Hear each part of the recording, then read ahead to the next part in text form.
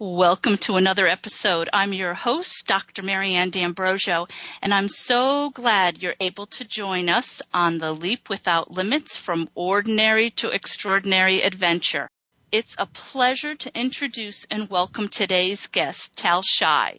Tal is an author, transpersonal psychotherapist, and intuitive business coach who helps soul-centered individuals and companies all over the planet align with their soul's vision as a premise for brewing their most prosperous business and life. So welcome, Tal.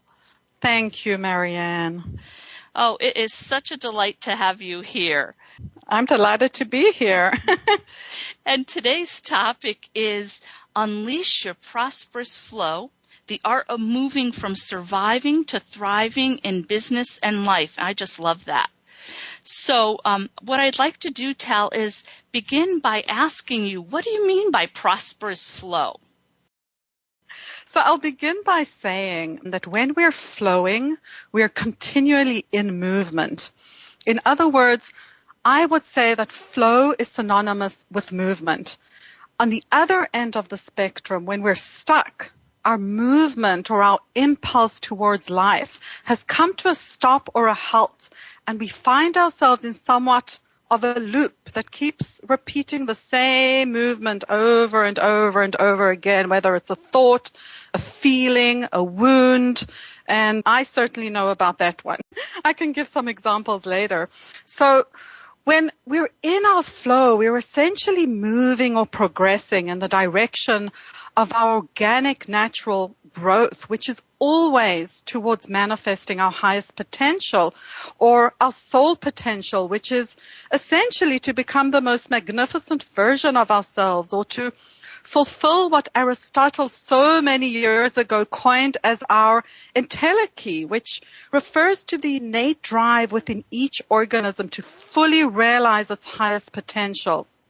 So the idea is that, for example, within each rose seed lies a magnificent rose flower striving to realize itself and to express as the beautiful rose flower that it is. So within each of us lies a potential that is continually striving to fully realize itself. And if we're vigilant about heeding this call, Marianne, we would always be in our flow. But unfortunately, it doesn't always work that way, right? Oh, that's for sure. Now, I'll say a little more about our flow. And I'll say that our flow is made up of many smaller movements, which I will refer to as soul movements. So let's imagine for a moment that we dramatically slow down the movie of our life.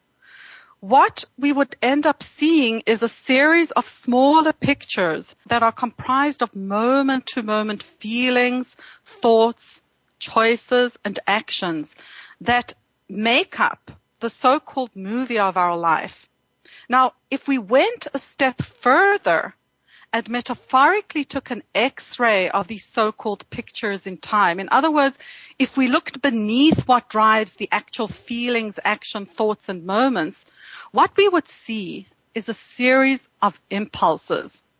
Now, good old Sigmund Freud, we all know Sigmund Freud, spoke about two core impulses that drive us, and that is thanatos, which is the impulse towards death, or that of eros, which is the impulse towards life. I will add that at least from a transpersonal or a soul-centered perspective, when we widen this lens even further, we will see that even these two core impulses of thanatos and eros are an expression of spirit or soul. So I'll simply refer to these impulses that drive life itself as soul movements from now on. I just wanted to clarify that so that kind of we're moving into the same language. Thank you. That's very helpful. I know that I sometimes use words that I take for granted because you know how it is when we're in our own little worlds of I'm a psychotherapist and life coach, so I forget that I need to explain or further clarify some of these terms. So if you feel anything else needs to be clarified, Marianne, please do ask me. Okay. So thank you. So let me continue with this metaphor. If we imagine an actual movie reel, like those big movie reels, they're becoming outdated, but I think they still screen movies that way. So as long as the movie of our life is continually shifting from one picture to the next, we will see the continuum of our impulses as a continuum or flow. And therefore, we can conclude that, or we can say that we're in our flow, or that life is flowing, or however we want to refer to it. But the problem begins when the movie of our life gets stuck, or when we get fixated on one individual picture in our life movie. Then the progression of our movie comes to a halt. And this is exactly when we begin to experience feeling stuck or diseased, whether it's emotionally, mentally, behaviorally, or physically. Now, when we get fixated on one soul movement alone, we essentially lose touch with the flow or momentum of our own deeper impetus to continue to move towards our highest potential. So in essence, our life force is stopped, and our attention and energy then has no choice but to turn towards saving ourselves from this entanglement or stuckness or dis-ease. So this is the way I like to define survival, is that when our attention is sucked into a vortex of one picture, rather than moving onto our next level of growth and evolution. And then we're essentially no longer thriving because we're no longer moving in the direction of our highest actualization. So that's kind of the long version of what I mean by prosperous flow. And whenever we're moving towards that impetus to actualize ourselves, we cannot not move towards our prosperity. That makes lots of sense, Tal. And so what would then stop our flow? I know you touched a little bit upon that, but can you just tell us a little bit more about, how we get into that state of, stopping our flow? We have about a minute until we go to break. And so, if we're unable to finish this, we'll just pick it right up when we get back from break. So I'll just say, what happens when we're firstly not in our flow. So I've observed over the years that there are many and various variations of more or less two core movements in life. And that is the movement, and it is a movement because it moves along a continuum. It's the movement of contraction and the movement of expansion. So at any moment in time, we're either contracting, which stops the flow of life, or we're expanding, which means we're allowing ourselves to heed the calling of our soul to become, more of who we are meant to be. We can talk about that expansion piece as well as the contraction piece when we get back from break. Fantastic. All right. We'll be right back with Tal Shai. The Voice America 7th Wave Channel.